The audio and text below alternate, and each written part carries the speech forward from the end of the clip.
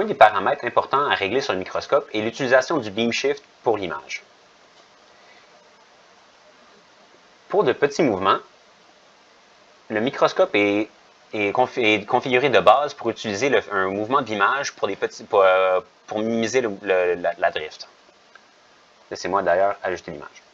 Donc si on double-clique un peu, on peut voir des mouvements d'image dus au beam shift.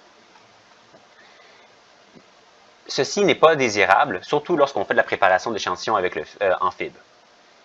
La manière d'éviter ce comportement est d'aller dans les préférences, en général, et de ne pas permettre le beam shift dans le mode de recherche.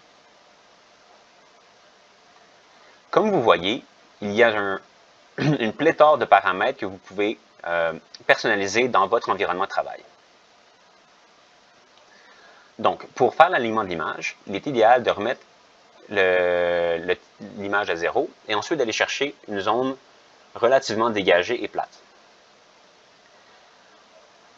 On commence par faire une mise au point grossière ainsi qu'un ajustement de la stigmation.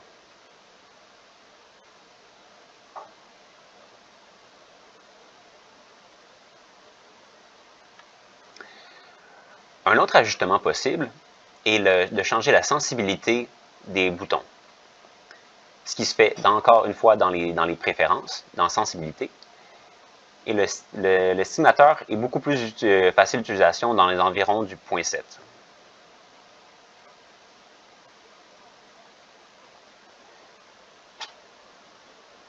Comme vous voyez en ce moment, si j'utilise en utilisant le déstigmateur X et Y, il y a beaucoup de mouvements dans l'image. La première chose, c'est de s'assurer que le faisceau est bel et bien enligné dans la colonne. On fait ça dans les alignements directs en observant le crossover.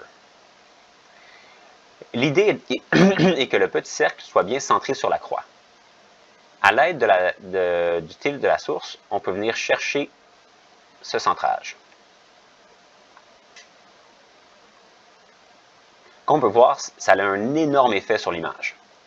On veut ensuite rechercher une certaine mise au point, ainsi qu'une zone plutôt adéquate, pour ensuite observer l'alignement de la lentille. Le but ici est d'aller minimiser le mouvement de la lentille. Elle n'est pas terriblement mal enlignée, donc voici un exemple plus flagrant. Donc, en allant chercher la croix dans un des cadrans, on peut bouger de façon à minimiser le mouvement.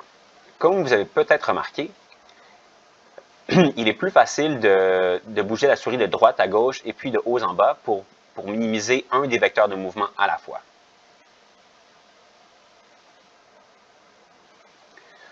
Une fois le faisceau centré et la lentille alignée, on peut revenir faire une routine de focus ainsi que de stimulation.